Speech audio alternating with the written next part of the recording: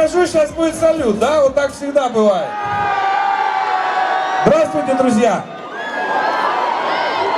Сегодня наш день, сегодня наш праздник. Сегодня мы отдыхаем.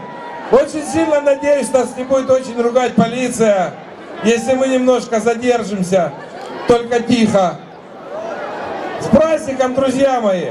А сейчас начинаем считать с 10. Договорились? Поехали! 10, 9, 8, 7,